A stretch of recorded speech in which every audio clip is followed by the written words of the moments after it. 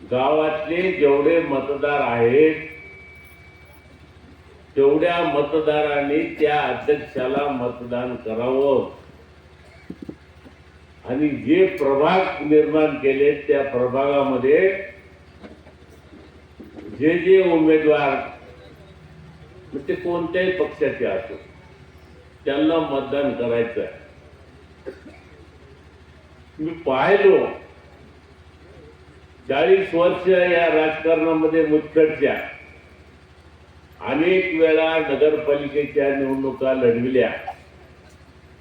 त्याच्यापैकी काही जिंकल्या, काही हारलो. पण नगरपालिकेच्या निवडणुकीच्या वेळेला एवढी मोठी जत्रा म्हणजे उमेदवाराची संख्या मुतखेडच्या इतिहासामध्ये आजपर्यंत झाली नाही. आजपर्यंत नाही. उभा राहायचे वार्डामध्ये कोणी एखादा अपक्ष उभा राहायचा, कोणी भाजपचा, कोणी काँग्रेसचा. पण मी पाहिलो या 8-15 दिवसामध्ये मुतखेड मध्ये प्यो फुटले. प्यो ज्याला त्याला वाटायले मी नगरसेवक व्हाव, ज्याला त्याला वाटायले मी नगरसेवक व्हाव. मला डोक्यामध्ये विचार आला, यांना एवढी कष्ट आहे नगरसेवकाची हाव लागली. सगळ्याला काय वाटायले, मुतखेडची नगरपालिका म्हणजे सोन्याचं अंड देणारी कोंबडी आहे. सोन्याचं अंड देणारी कोंबडी आहे. मग ते अंड आपल्याला भेटावं, नगरपालिकेत जावं, नगरसेवक व्हावं आणि आपली मस्त कमाई करून घ्यावी, घर बांधावं, बंगला बांधावा, कार घ्यावी. हे यांच्या मनामध्ये काय आलंय? त्याचं कारण असं आहे की ज्यावेळेस मी नगरपालिका सोडली, तुम्हाला मी एक सांगतो, एक काळ असा होता ज्यावेळेस राम चौधरीनं 1985 मध्ये मुतखेडमध्ये भारतीय जनता पार्टीची स्थापना केली. 1985 ला आणि त्याच्या आधी 1983 ला एवढी अतिवृष्टी झाली, गावामधले घरं पडले, शेतामधले पिकं वाहून गेले. तेव्हा आम्ही तरुण होतो. 40-50 लोकांची माझी टीम होती कार्यकर्त्यांची. गावभर फिरलो, सर्वे केला, शेताचा सर्वे केला.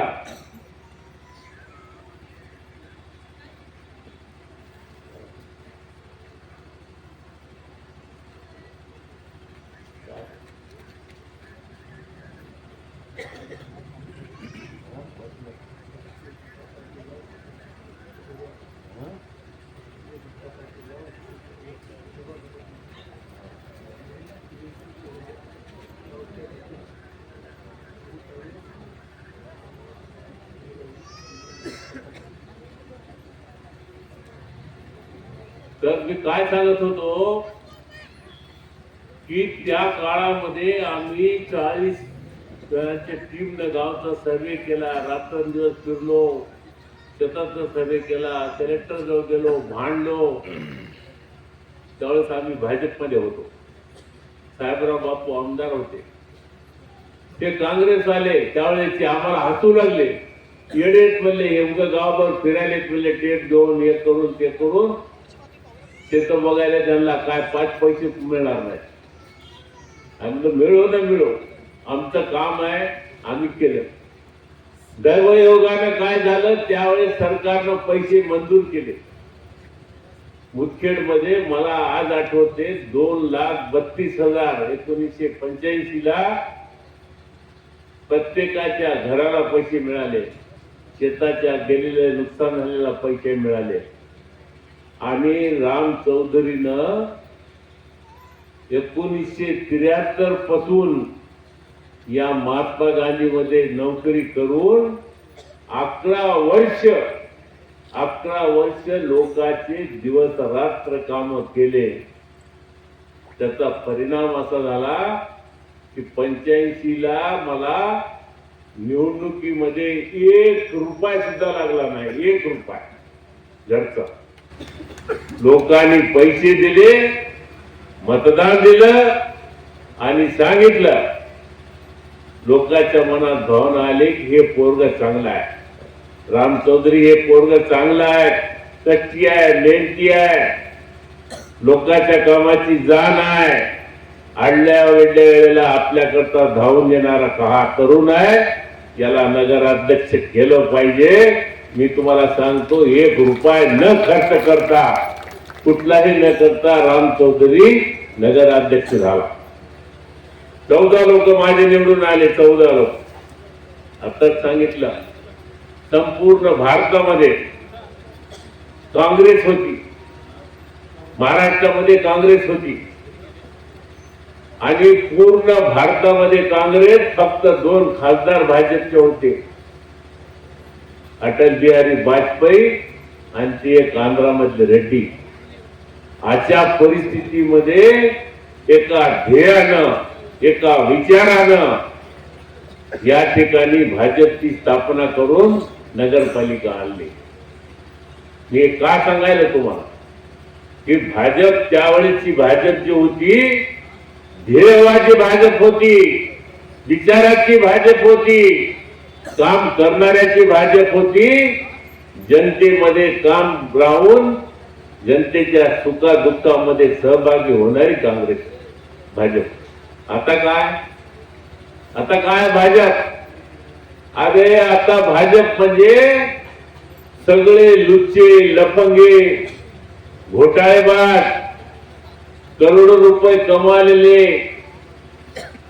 40 वर्ष काँग्रेसमध्ये राहून 40 वर्ष काँग्रेसमध्ये राहून मुख्यमंत्री, गृहमंत्री, आमदार, खासदार एवढं सगळं त्या काँग्रेस पक्षानं देऊन जो माणूस एका दिवसामध्ये त्या पक्षाला बेमान होतो, तो तुमच्यासारख्या आमच्यासारख्याला काही इमानदार राहील काय याचा विचार तुम्ही करा.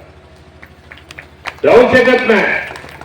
आपल्या स्वार्थासाठी ज्या पक्षानं एवढं दिलेलं असताना सुद्धा एका रात्रीमधून पक्षाला सोडचिठ्ठी देऊन भाजपमध्ये येऊन भाजपची झूल पांगून आज आम्हाला तुम्हाला सांगतात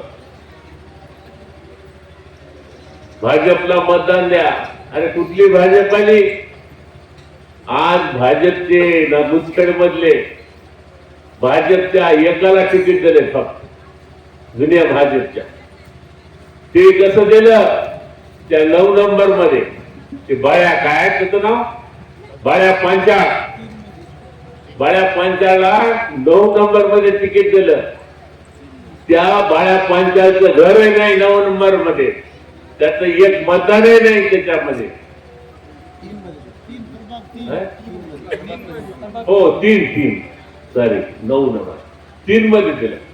म्हणजे काय आहे, तुम्हाला मना येईल ते करायचं.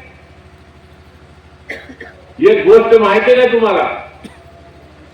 अरब आणि उंटाची, अरबस्तान मध्ये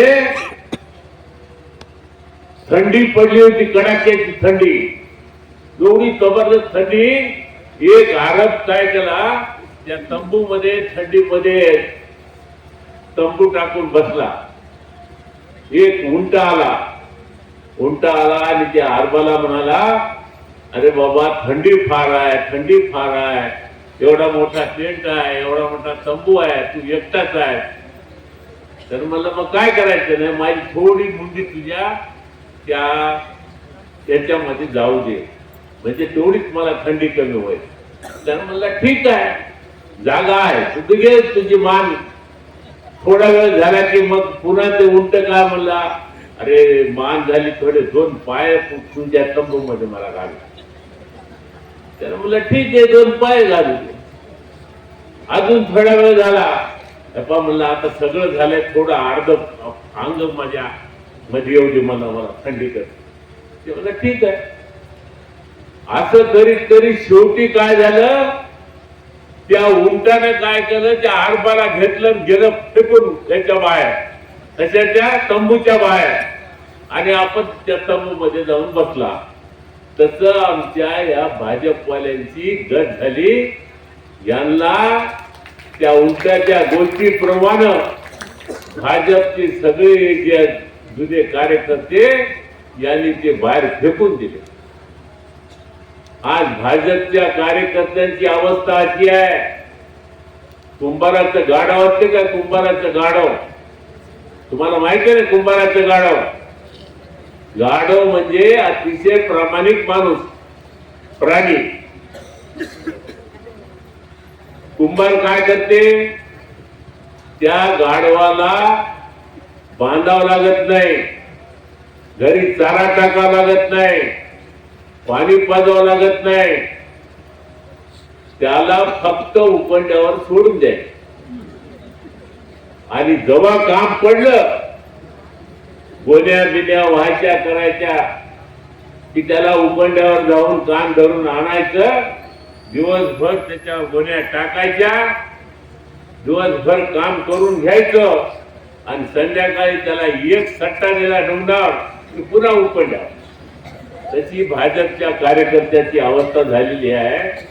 काम पडलं तेव्हा भाजपच्या कार्यकर्त्याला बोलवायचं, मोदीचं नाव घ्यायचं, कोण्या फडणवीसचं नाव घ्यायचं. आता निवडणुकीला तयार व्हा, आपल्याला निवडणुका जिंकायच्या आहेत, मग लोकसभेच्या असो, विधानसभेच्या असो, की नगरपालिकेच्या असो, आता आपण कामाला लागलं पाहिजे. अरे हराम करो, हे काय तुमच्या बापाचे नौकर आहेत त्या कार्यकर्ते? कार्यकर्ता म्हणजे काय तुमच्या बापाच्या घरचा नौकर आहे काय? त्याला काय पगार देता का? जेव्हा काम पडलं त्याला फुकट विचारित नाही, आणि निवडणूक आली की लागा कामाला. आज थोडं माझी तब्येत बरोबर नाही, त्याच्यामुळं मला जास्त बोलणं, सांगायचा हेतू असा आहे. हे का सांगितलं, अंडे निकाले नन्हे साहब और खाए मदार साहब. मेहनत एकानं करायची. ते प्रवीण गायकवाड आमचा दोस्त, त्याच्या डोक्यामध्ये भाजप कुठेही आले की मोर्चा काढा, सभासद नोंदणी करा, कोणतंही आले की भाजपचं काम आलं की प्रवीण गायकवाड सगळ्यात पुढे. आज या बदमाशाने त्याच्या बायकोला सुद्धा तिकीट मोंढ्यामधून दिलं नाही. मला सांगायचा हेतू असा आहे की यांना माणसं कसे पाहिजे, यांना माणसं लुच्चे, लफंगे, गुत्तेदार, माफिया, म्हणजे नंबर 2 चे धंदे करणारे लोक यांना मेंबर पाहिजे. आणि आपल्या येऊन चरणी नतमस्तक होणारे लोक पाहिजे. जनतेला जे पसंत आहे, जनतेला जो आवडतो, जनतेला जो कार्यकर्ता असो, उमेदवार असो, पाहिजे असतो, त्याला ते देत नाही. त्यांच्याकडे मस्ती आहे पैशाची. ते म्हणतात जनता बिनता कुछ नहीं, डालो नोट डालो वोट ले लो, नोट डालो वोट ले लो. आजपर्यंत 25 वर्षामध्ये मुदखेडमध्ये हेच कार्यक्रम झालेला आहे. तुम्हाला त्याचं काही गम वाटत नाही. तुम्हाला काय वाटते की गोष्ट कशी झाली, आपण एक साप बघतो, साप वर्षभर साप निघाला की आपण काय करतो, अरे साप निघाला द्या टप्पू, म्हणजे साप दिसला की मारायचा प्रयत्न आपण करतो. एरवी ऐन पंचमीच्या दिवशी आमच्या भोळ्या बावड्या महाबायका त्या सापाला पुढे नेऊन दुधाची वाटी ठेवतात. तसं तुम्ही काय करता, 5 वर्ष वरडता, 5 वर्ष वरडता, आमच्या गल्लीमध्ये पाणी नाही, आमच्या इथं सडक नाही, आमच्या इथं नाली झाली नाही, नगरपालिकेत आमचं कोणतं काम झालं नाही. आता येऊ द्या निवडणूक, यांची आम्ही बघतो. येऊ द्या निवडणूक, आम्ही आज त्यांची बघतो. काय बघता?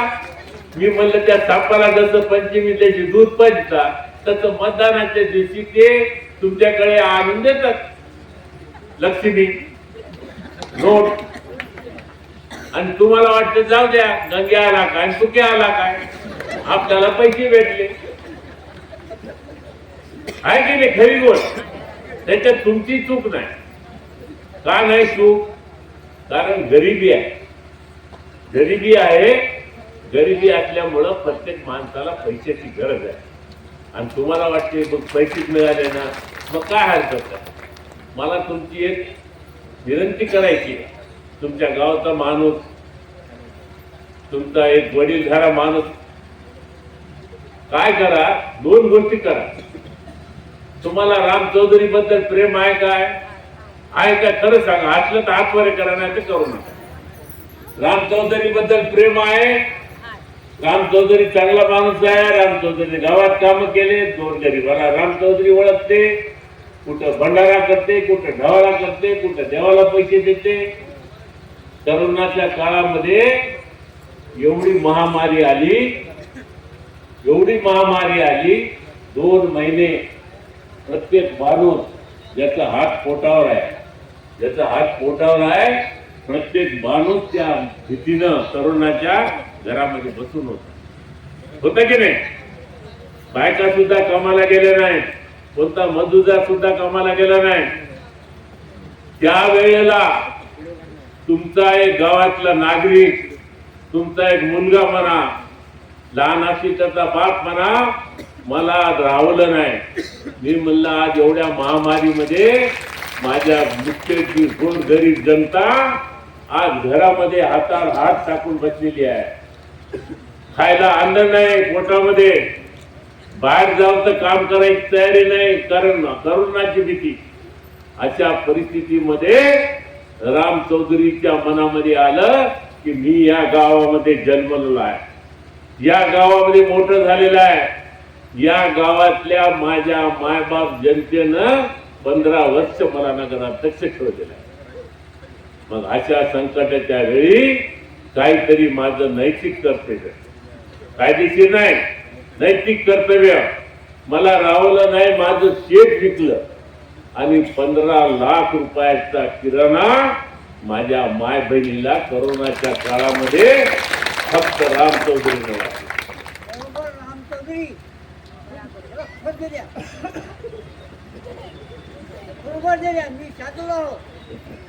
गेला की नाही करोनाच्या काळात हातवरी करा किती बायकाने नेला. 500 रुपयाची सुट्टी खंडोबाप्पाला करून दिली, राम चौधरीने दिली. मी काय फार उपकार केले नाही, माझं मी कर्तव्य केलं. त्या काळामध्ये, त्या करोनाच्या काळात एखादा भाजपचा कोणता मोठा लीडर आला काय, काँग्रेसचा कोणी लीडर आला काय, शिवसेनेचा कोणी लीडर आला काय, कोणीतरी एखादा लीडर येऊन तुमच्या गावामध्ये तुम्ही जिवंत आहात की मेले आहात म्हणून चौकशी केली काय? कोणी केली नाही. त्याच्यामुळं गावचं गाववळी, शेजे गावचं गाढववळी.